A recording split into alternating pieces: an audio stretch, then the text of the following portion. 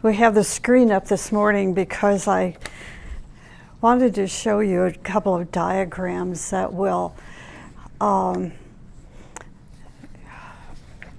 hopefully help you remember the lecture this morning, some of the details of the lecture. For me, this information is about the mind and about the consciousness is so much a part of my thinking and reality that when we see a diagram that will be put up in a minute, that diagram is like a hologram for me. It's very alive, very real, and very active. It's like astrologers. When an astrologer looks at a horoscope versus a client will see, a one-dimensional image, and will see symbols and signs and lines that separate the wheel into 12 parts, whereas the astrologer sees a very active, vital movement taking place. It's some people call it a mandala, and they see it very it's like, what is it like? It's like there's motion, there's activity, there's a rhythm, there's movement, images, colors, sometimes sound, flash. So all of that's going on, so to speak, in my mind as I'm sharing these ideas with you. And I thought, no, wait a minute. We need to be more real here, and let's create a diagram, put it up on the screen, which our webinar friends will be able to see as well, and it will also go up on the YouTube so that you can see symbolically what I'm talking about in regard to our mind and consciousness. This morning I'm talking about how to approach the higher mind, and in that regard, we must understand that mind and consciousness go together. So let's begin to think, first of all, what consciousness is. So here's a 1, 2, 3, 4, 5, 6, 7. There's an 8-word definition, one sentence definition of what consciousness is. And here it is. Consciousness is a field of light. Consciousness is a field of light within the mind. We have 3 books, actually 4, that then breaks that definition down into the most detailed understanding of mind and consciousness that you can imagine. So this morning, I'm going to take 4 books of information and distill it, into about 40 minutes. So, but this is important if you really have a desire to understand, to know, and then to live, that consciousness is a field of light in our mind. Within the mind, we have an area of consciousness. That's the next phrase that you want to think about. Within the mind, we have an area of consciousness. And that area of consciousness is called a sphere of light. A sphere of light. And that sphere of light is within the higher mind. That sphere of light is within the higher mind. It is this light that manifests through our human soul as our human soul begins to slowly awaken within the higher mind, or within the lotus that is part of the higher mind. Your consciousness, my consciousness, our group consciousness, is the lighted area in your higher mind. So this lighted area may be huge, or it may be very dim and very small, or it may be non-existent. When our unfolding human soul begins to awaken within the higher mind, within the lotus, it then begins to project its light downward. This, again, I'm going to do a lot of repetition this morning so that you can, assimilate it a little bit better. When our human soul begins to awaken, slowly, it projects its light downward into the lower mind, into our astral body, and into our physical etheric body. But it all starts from the higher mental plane. So here's the first diagram.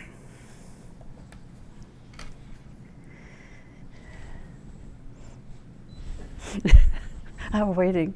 There's a poignant pause. Our recording team's got 1,000 things to do back there.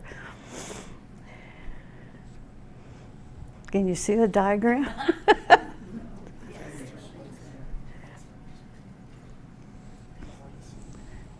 Okay, I don't have to see it. See, I have it right here.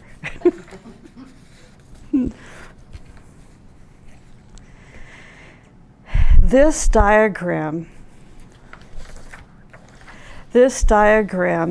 shows the location of the higher mind as well as the lower mind. Now, again, remember that this diagram, I understand, is just one-dimensional, perspective. What I'm hoping is that your creative imagination, your abstract thinking can make it come alive so that it's not just one-dimensional, but that it really speaks out to you the way it does mine. So this diagram is of the whole mental body. The entire mental body is understood within this diagram and the symbolism of this diagram. Now, the lower mind is where the consciousness of humanity is focused. If you're a musician, you could think in terms of lower octaves, that the human ear can hear better than the higher octaves. Higher octaves, more refined music, higher frequency, higher resonance of music, which is increasingly difficult for an unrefined consciousness to hear or to see or to recognize. So we have the lower mind, which is where the consciousness of humanity thinks. And then we have the higher mind, where the consciousness of light bearers are focused. For many centuries, the human soul was asleep, and the person was not conscious of life around them. Now just imagine this happening, hundreds of thousands of years ago, when the human soul was asleep. We had a soul, but it was asleep.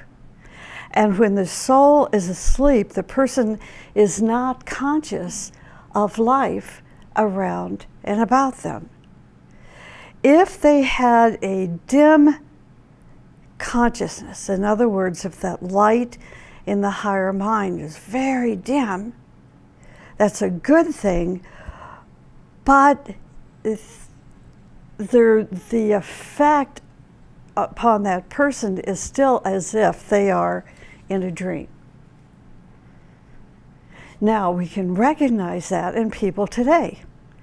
People that are sleepwalking, people that are in a dream, their consciousness on the higher mental plane is either non-existent or very, very dim. This is very, very real, and it's important to understand so that we can understand the differences between this person and that person, this family and that family, this nation and that nation.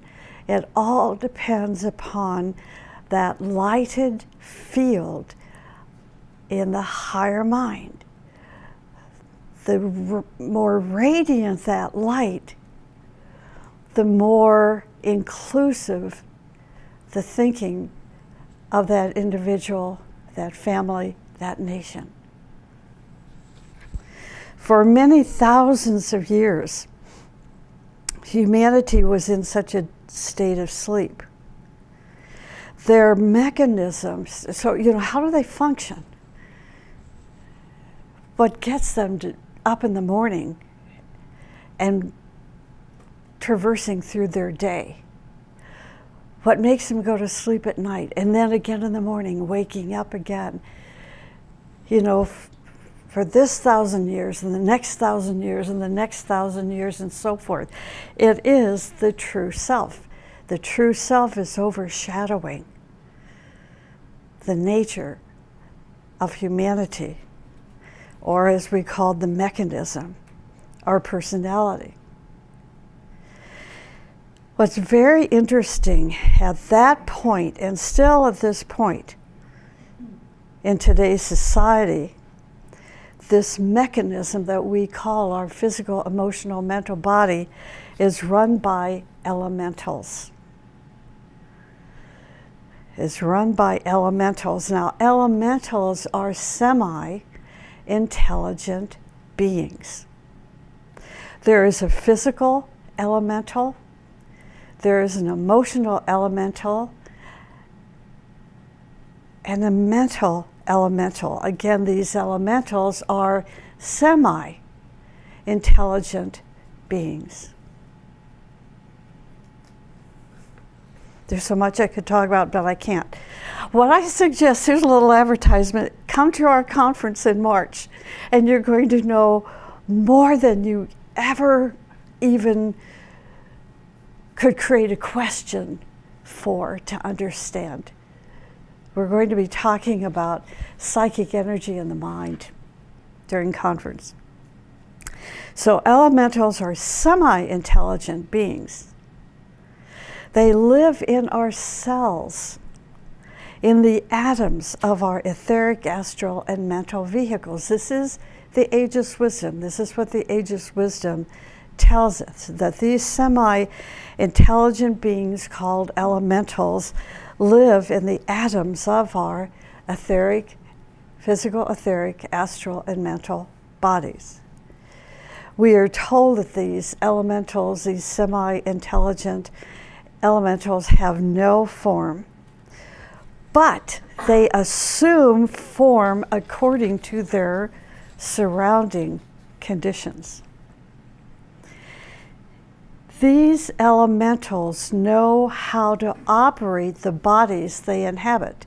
They know how to operate our physical body, our emotional body, and our lower mental body, and sometimes the higher. For example, the physical elemental knows how to operate and repair our glands and organs and various circulatory systems. It reminds me of one day I went into our local herbal shop called One Root, and there was a young man in there. He must have been in his 20s, and he was very sick. And the owner of the shop started talking to him about how to contact that little life inside his physical body and to have a conversation with that life. And that if he could make a contact with that life in his physical body and talk to it and ask for its help to heal his glands and organs and circulatory system, he would start noticing day by day by day that he was getting better. She was talking about what we know as that semi-intelligent elemental that was inhabiting his physical body. But she just didn't go into the esoteric. The same is true for our emotional and mental bodies. We have these semi-intelligent elementals that are overseen by the true self to help us. Now, some of these elementals of our body are advanced, but not all of them. Some of them are not advanced. Some of them have problems. Some of these semi-intelligent elementals have problems. And what happens is we begin to share their problems. We share those problems. See, that's a lecture in itself. How do some of these elementals have problems, and how do we share those problems? This is something for you to think about, to meditate on, to research, and to try to understand. If you start looking at your physical entity, your physical body, as a separate being, you're going to have a greater chance to control that physical body and elemental and to learn its laws and moods. But most people are unconscious of these elementals. They're so identified and buried in the physical nature that they can't be that objective. Not yet. Now, this second diagram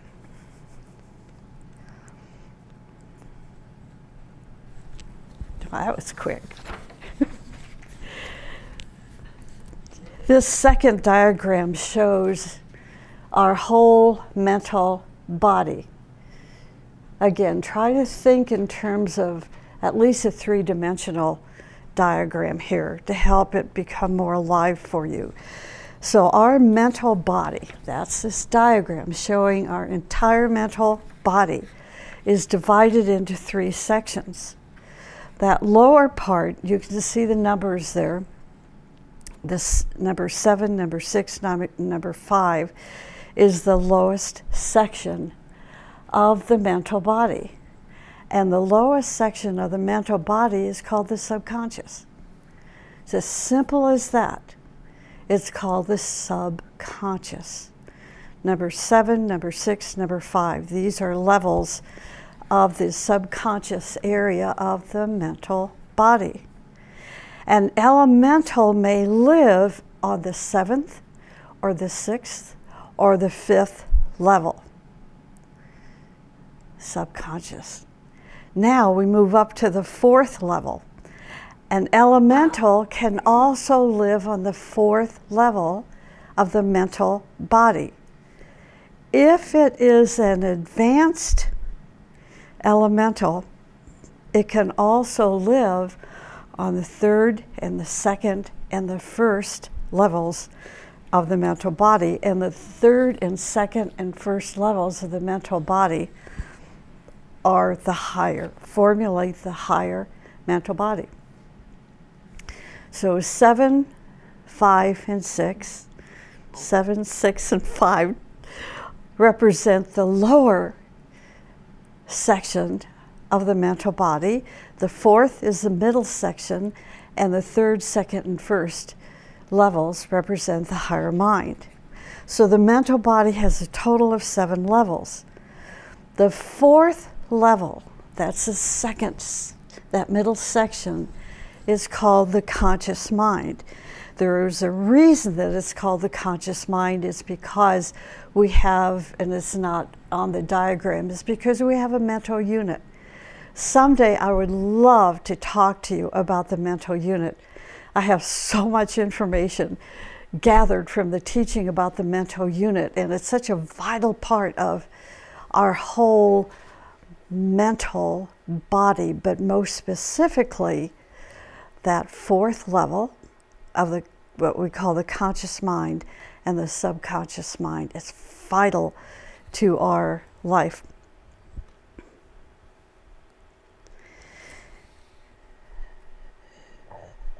the seventh and the sixth and the fifth levels we could call, like I said, the subconscious or the concrete mind. Now listen to this. Number 7 and number 6 are used for selfish thinking, and you'll see that it should be on the diagram. So there's those 2 lowest levels of the mental body. When a person's consciousness is focused there and the elemental is controlling that part of the subconscious, is an individual who's very selfish. They focus on selfish thinking. Levels 5 and 4, which is where the majority, I think, of humanity is, when their focus is there, their thinking focus is there, their thinking is mixed. So levels 5 and 4 are used for mixed thinking. So when you are listening to somebody and they say one thing and you're a person that counts on another person's word and it means a lot to you, and then the next day they contradict themselves and say something entirely different, that's called mixed thinking. And it's going to drive you crazy because you don't know which day of thinking, is real to them. Yesterday, today, tomorrow. Does that remind you of anybody? Levels 3, 2, and 1, the higher levels, the levels of the higher mind are used for selfless thinking. So selfish thinking is level 7 and 6. Mixed thinking is levels 5 and 4. And selfless thinking is levels 3, 2, and 1. Your consciousness is the degree of your awakeness. You progress when your consciousness expands. It is wrong to say that a person has consciousness or does not have consciousness. That's an incorrect statement. To say a person has consciousness or does not have consciousness is not correct. The right thing to say is that a person is either fully conscious or a person is in some degree unconscious. They're either fully consciousness or in some degree unconscious. Most people are partially awake on the physical plane. A few people are awake on the astral plane, and very few are awake in the higher mental plane. When our soul begins to function in the higher mental plane, you say it has higher consciousness. Doesn't this sound simple? Try to lecture on it. And know there's about 5,500 other ideas that go into and to substantiate everything that I'm just saying in 40 minutes this morning. But this is a really good beginning.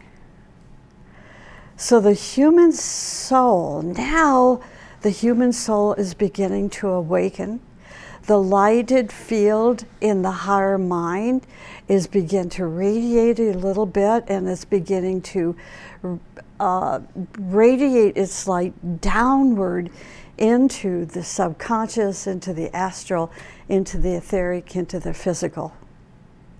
So at first, this lighted area in the higher mind is very small and foggy. But eventually it gets bigger and clearer, and this is what it means to have your consciousness expanding. It goes from dim to bigger and clearer. Prior to this stage of consciousness, the human soul is struggling to gain control over the elementals of its 3 lower bodies. Until this time, the human soul is struggling to gain control over those elementals. As we meditate and study, as we strive, as we serve, the light, now here's going to be a new to some of you, term, the light of the inner presence. The light of the inner presence is what the teaching calls the beam of intelligence.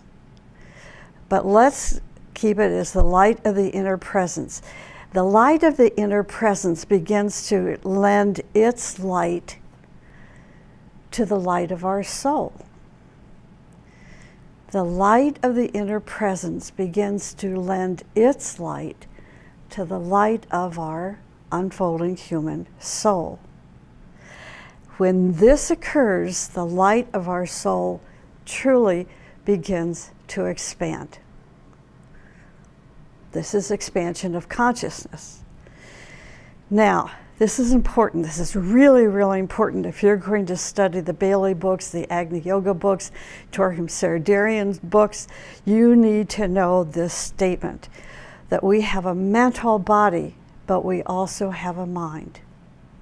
What we're looking at with this diagram, this whole diagram, that's the mental body.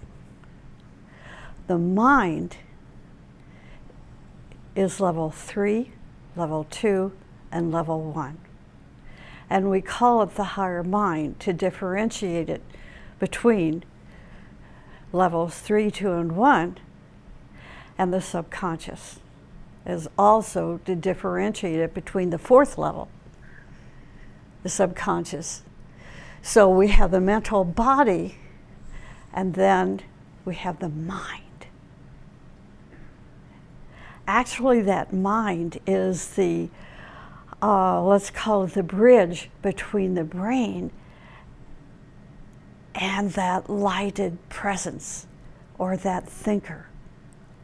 So this mind is the mind, not this mind, the mind is very, very important to who we are from one incarnation to another to another.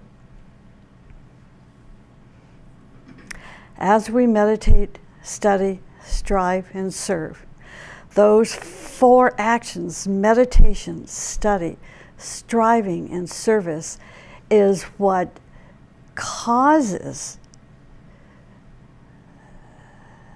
this inner presence or this beam of intelligence to lend its light to the light of our unfolding human soul.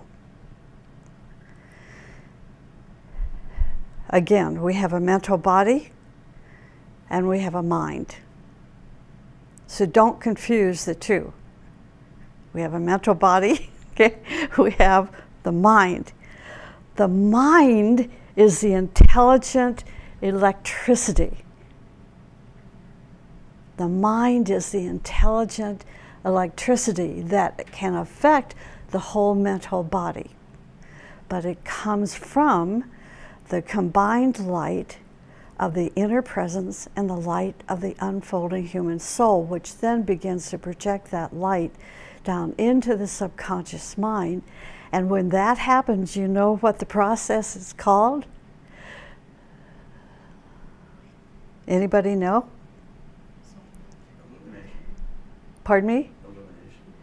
Well, eventually, it's called, you're right, I'm looking for a different word. Transmutation, transformation, transfiguration. That's the process. Consciousness comes into existence when the beam of intelligent electricity illuminates an area in the mental body. This field of light expands slowly as we apply the light into our life. So we have to take that light and apply it.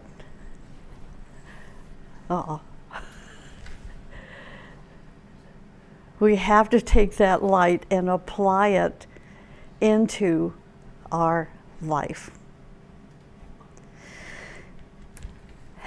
consciousness for a period of cycles, rather than being stable, actually fluctuates.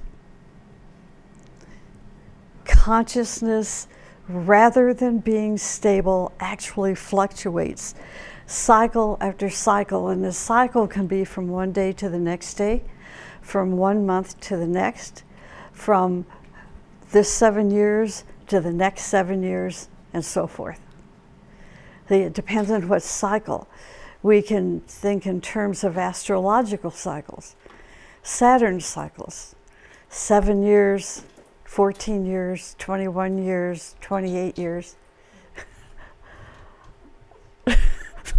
I'm trying to fill in space here until we get our recording working again. This is such an important talk. I cannot believe that. Of course, you know Murphy's Law, right? So, rather than being stable, our consciousness actually fluctuates until our soul begins to function in the higher mind. Thank you. We could say that the intensity of the light of consciousness is going to be either brighter or dimmer. Brighter or dimmer.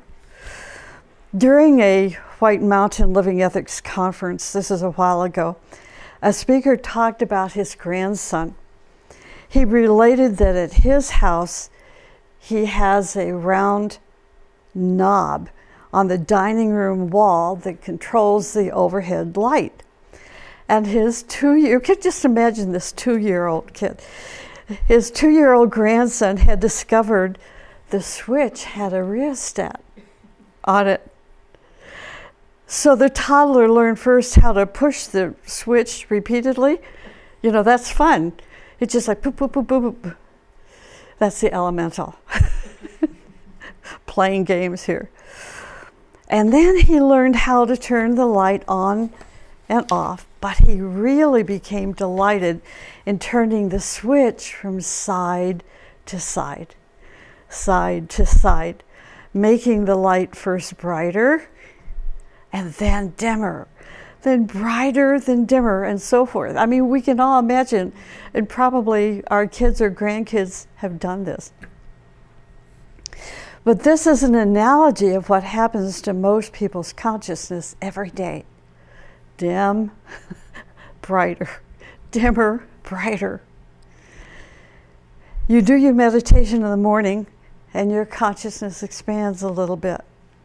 Then you get busy with your work and a problem comes up that causes you to start to worry. Now your consciousness dims or narrows a little. Later in the afternoon, you're really concentrating on a task. Darn, somebody comes in and interrupts me. Dim. Oops. What happened? You said, leave me alone or get out of my office. Dim. Your consciousness is dimming a little bit. After dinner, you telephone a coworker and discuss a project and some related points of the teaching, and your consciousness is expanding a bit. Later in the evening, you decide to relax and watch a little TV. The movie has many images of fights and shootings and killings. Sounds like CNN. And down goes your consciousness. And so it goes. Students sometimes ask, why aren't they progressing faster on the path? It is because for each step forward, they would later take a step backwards. There is a large area of our mind of which we are not conscious. This is called the unconscious aspect of our mind. For humanity, for mass humanity, they are not conscious of their higher mind. For them, the higher mind is still unconscious. It's unconscious to them. So it's called, they don't have access yet to that, the frequency and the light and the beauty and the magnificence and the purity of that higher mind. So it's unconscious to them.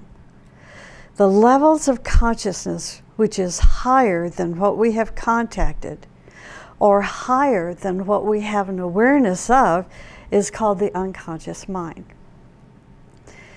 An enlightened or illumined mind is like a clear day in which the sun is shining. If our mental body, now what did I say?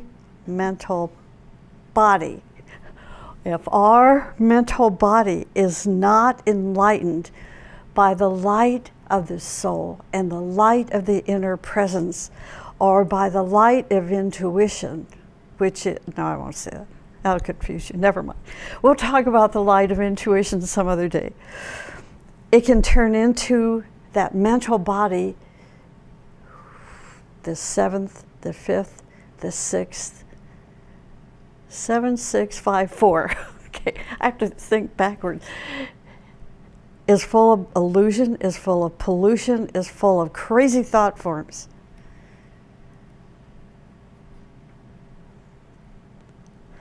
Your mental body reaches enlightenment if its substance is transmuted, transformed, and transfigured through, and here's the approach to the higher mind, through observation, through detachment, through discrimination, through discipline,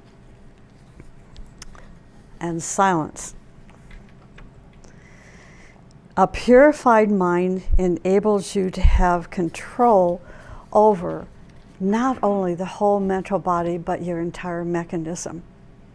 Now you have control over those elementals. As you begin to have control over your mechanism, the light of your soul increases and advances into the higher mind, where that inner presence begins to lend its light to your increasing light, the increasing light or unfolding light of your unfolding human soul. This is the first sphere of true soul consciousness, where your human soul is now ready to function in the consciousness of the group soul. And until you are able, as a human soul, to function in the light of the higher mind, your meditations are simply meditating on Maya, glamour, and illusion. True meditation does not begin until your soul functions consciously in the higher mind. When your human soul functions consciously in the higher mind, now you're functioning with the group soul. This is a little side note, I just felt like I needed to tell you that, is when your human soul begins to function in the higher mind with the group soul, then it slowly is drawn into the higher ashram. And you become to function, your soul begins to function with the group soul of the higher ashram.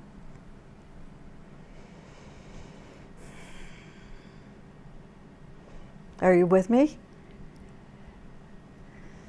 As your soul, as your consciousness begins to think in the higher mind, you attract higher forces. This is why we read in the teaching, a disciple is worth 100 people. This is the answer as to how that can be. It's because the soul of that individual is now functioning in the higher mind, is attracting higher beings, higher forces into its environment, and brings great blessings to us. As we begin to function with the higher mind, we will attract those who engage in sacrificial service, who are devoted, who are dedicating their lives to the service of humanity. Higher consciousness, higher thinking evokes soul or spiritual response. Higher consciousness, higher thinking evokes soul or spiritual response. Higher thinking, higher consciousness makes people commit themselves. They commit themselves not to themselves, but to humanity. Because the energy reaches their soul, it reaches their spirit. And it is at this point soul consciousness begins to form. And when I'm saying soul consciousness begins to form, now our human soul is becoming a capital S, uppercase S. And that inner presence now begins to withdraw itself, because now we're becoming the light of that inner presence. And so our unfolding human soul is taking its place. Now you're beginning to function in the light of your higher mind. For example, and here are 7 points. Higher consciousness, higher thinking rules our life now. It controls our physical, emotional, and mental bodies and leads them to purposeful activity within the life of souls. You're no longer an isolated island. It is called sometimes the group life. Higher consciousness leads us to purposely engage in activity alongside the life of souls, the group life. That's number 1. Number 2, one whose consciousness is functioning in the higher mind never violates the will and freedom of others. Not ever. Not ever. See, the rheostat now is out of here, and we are a constant flood of light. You may see imposition because that's your elemental, that's all your elemental can relate to. Don't tell me what to do. It's so interesting. If your consciousness functions within the higher mind, you will never violate the will or freedom of others. Violation of the freedom of others or the will of others is the clearest sign of weakness and baseness of thought. Number 3, the one with a higher consciousness discovers the one self in all forms of life. To discover the one self means you are now functioning as an awakened soul and in contact with the planetary logos. When we say we're in contact with the planetary logos, you are in contact with Sana Kamara, and you will know it. It's not because you read it in a book, it's because you know it. Number 4, the one with a higher consciousness is creating a relationship between themselves, the stars, and between all forms of life. Think of Helena Rourke going to other planets and coming back and writing about it. Number 5, one with higher consciousness considers the interests of all that exists before they take action. It is also called co-measurement. This is a term frequently read in the Agni Yoga teachings. In other words, the one with a higher consciousness thinks about the measures and weighs the possible effects of events, of actions, of words, of thoughts, upon all that exists. Number 6, people with a higher consciousness follow the path of extreme caution. Number 7, one whose soul functions in the light of the higher mind has experiences that are not limited to the senses of our personality, the senses of our physical, emotional, mental bodies. Often such experiences challenge them to step beyond the interests of the common life and penetrate into other dimensions of life, into super-mundane realities. When this occurs, that's when joy comes into your life.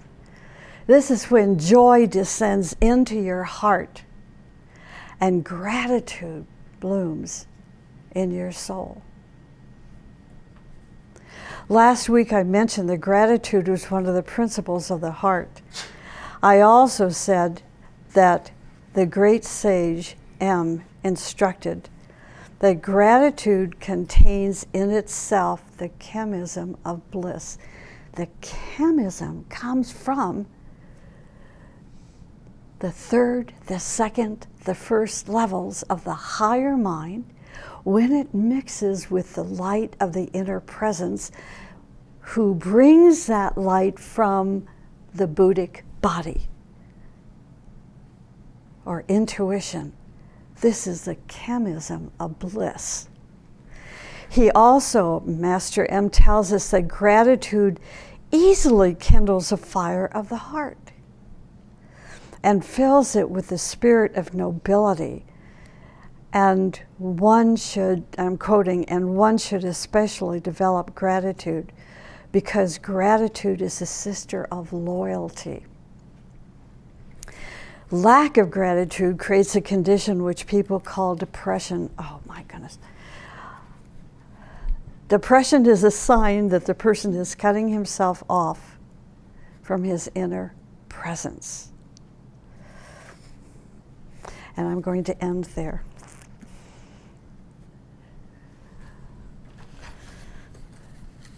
If you have questions, you can ask me when we turn off the video, or you can send your questions to me via email and I will answer them. Do you have any questions?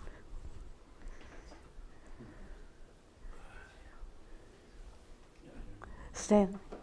You talked about working with your elementals, and I sort of caught that you said sometimes they'll say, stop telling me what to do. You know, what's the cooperation that one tries to achieve so there's mutual support and mutual growth with them, rather than you do this or else?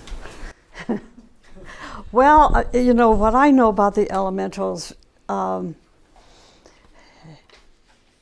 is we're trying to get them to cooperate with our light, with our purpose, hey, with our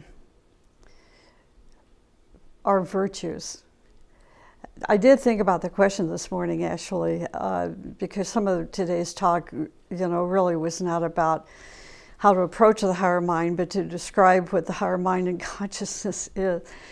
I think the best way is if you see that your elemental is fighting against you, pick out a virtue and impose that virtue on the elemental.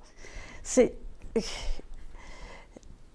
back in the Lemurian root race, our elementals were like the moon before it got littered, you know, with the trash that our astronauts left behind. So our elementals, where they started out pure, then became sabotage. And the sabotage occurred as a result of the storage in our permanent atoms. So now we have like a physical elemental or an astral elemental that says, I love the drink. I love the drink. So anybody that comes in and says, stop drinking, becomes an enemy to that elemental, and that elemental will convince the human to turn against anyone that's trying to help it. So we know that the first responsibility of the human soul is to take control over those elementals. So to me, the best way is to pull out those 3 books on virtues and pick out the virtues that, will begin to transform those elementals. Thank you.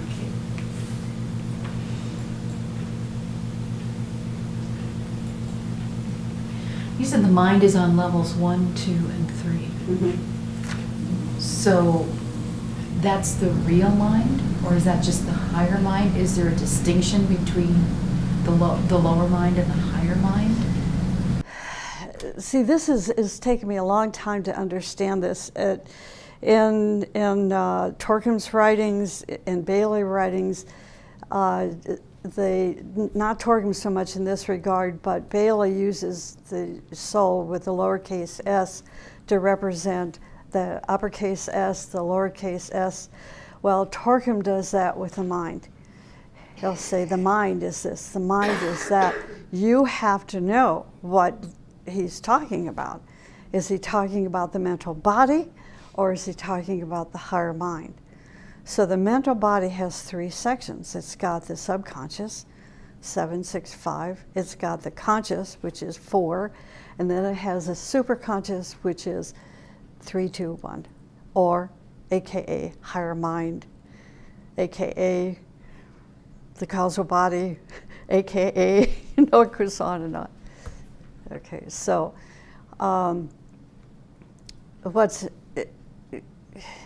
I try to portray in this morning's talk is to recognize the difference between the true mind.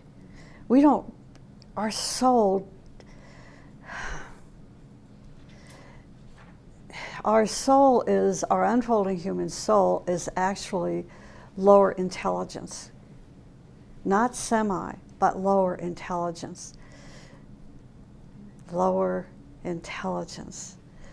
Its higher intelligence comes from the inner presence, or comes when it begins to function in the higher mind, when that lighted presence called the solar angel begins to lend its light to our human soul.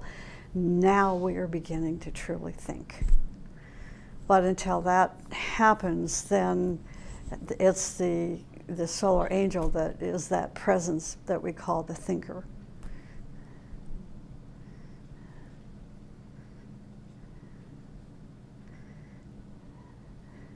So if, let's say, we fall into a depression, we don't get any of that higher intelligence. Depression is the result of the elementals. It has nothing to do with the soul being in the higher mind. You know how Torkham says he really dislikes hilarity? That's an elemental acting stupid. Laughs hysterically, totally unconscious. The elementals say, hey, this is a park, to play in. Until the human soul comes in and says, no, you have to sit there for 30 minutes in meditation. No, you can't eat that angel food cake with lemon frosting. Now the soul is saying, no. And the elemental says, okay, but I'll get some later. Those elementals are interesting.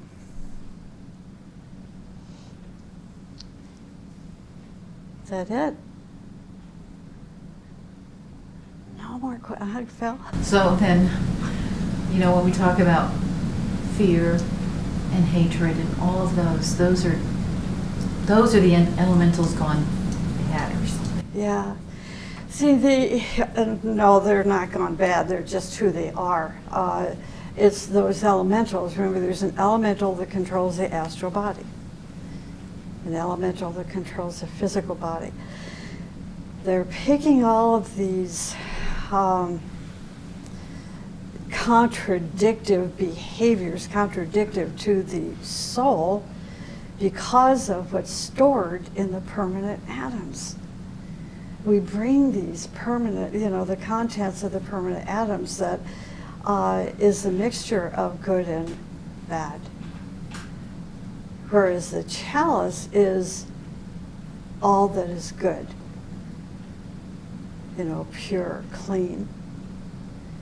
But the permanent atoms have to be transmuted, transformed, and ultimately transfigured. So oftentimes what happens when we're going through cycles of anger,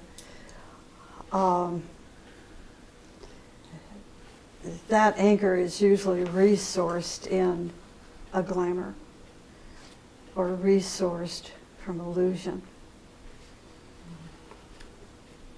See, Maya, the way I understand Maya, it's like a condensed form of glamour and illusion. It's finally now acting out on the physical plane. It's a very simplistic, definition, but that's how I can understand it. So, what do we do with anger? What do we do with fear? We practice silence. Silence the mind. Or like we were talking about with Stan, get a virtue to counteract that fear, to counteract that anger and so forth. And then be patient with yourself. But when that light of the soul increases as a result of the borrowed light from the solar angel, that's when your fears and your angers become so apparent. It's shocking. But now we understand why. We're seeing it. And then we can get rid of it, dissipate it. Okay, that's it. Come to conference.